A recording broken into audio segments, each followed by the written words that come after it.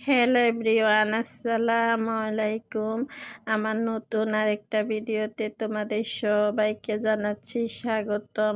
কেমন আছো তোমরা সবাই? আশা করি যে যেখানে আছো ভালো আছো, সুস্থ আছো।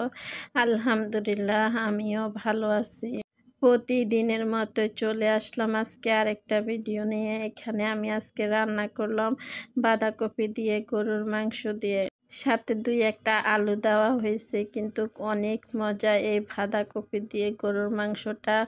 যে কেউ না খেয়ে থাকলে একবার খেয়ে দেখবেন শীতের সবজিগুলা যে এত মজা লাগে, সব কিছুর সাথে অনেক মজা লাগে।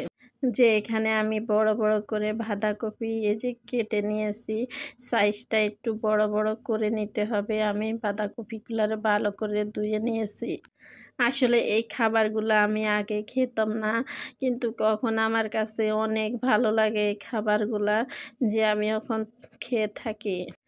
এই যে আমি বাঁধাকপিগুলা রেডি করে নিলাম, ওই ফাঁকে আমি গরুর মাংসগুলা বসায় দিলাম। ভালো করে কষানো হয়ে গেছে আমার গরুর মাংসগুলা। এই শীতের সময় আমার কোন কোন আপুরা ভাইয়ারা খেয়েছেন যে গরুর মাংস দিয়ে বাঁধাকপি দিয়ে, কমেন্টে জানাবেন। এই বাঁধাকপিগুলো আসলে অনেক মজা লাগে খেতে। আর এই যে আমার গরুর মাংসটা ভালো করে কষানো হয়ে গেছে, কালারটা খুবই সুন্দর আসছে। আর এই যে কষানো হয়ে গেলে ভালো গরুর মাংসটা কিন্তু কষানোর মধ্যে সিদ্ধ করে নিতে হবে।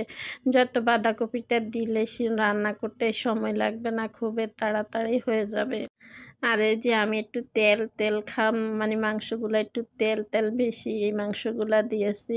আর বাঁধাকপিগুলা তেলগুলা টেনে নিবে। এই যে মাংসটা কিন্তু আমার সিদ্ধ করা হয়ে গেছে। এবার আমি বাঁধাকপিগুলা দিয়ে দিলাম, আর এই যে 2-3টা আলু কেটে দিলাম।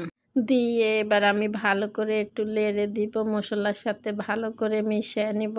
মিশানো হয়ে গেলে ঢাকনা দিয়ে ডেকে কিছুক্ষণ রেখে দিব। বাঁধাকপিটা তো সিদ্ধ হতে সময় লাগবে না, খুবই তাড়াতাড়ি হয়ে যাবে। আর এটার মধ্যে পানি ব্যবহার করা যাবে না, বাঁধাকপি থেকে যে পানি বের হবে ওই পানি দিয়ে রান্না করে নিতে হবে।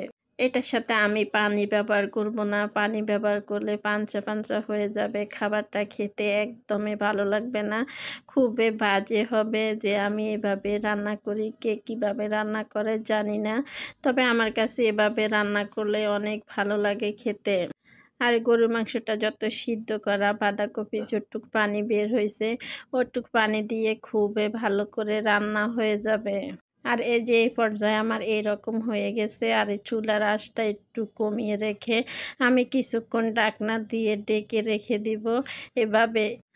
আর খেয়াল রাখতে হবে যেন নিচ দিয়ে না লেগে যায়, নিচ দিয়ে লেগে যাইলে কিন্তু খেতে একদমই ভালো লাগবে না, বাঁধাকপি থেকে বাজে একটা গন্ধ আসবে। আর এই যে আবারও আমি ঢাকনা দিয়ে ডেকে রেখে দিব, রেখে দিয়ে কিছুক্ষণ পর আবারও একটু নেড়ে দিব। এই যে আমার রান্নাটা হয়ে গেছে। কেমন হয়েছে সবাই কমেন্টে জানাবেন, একটা লাইক দিতে ভুলবেন না।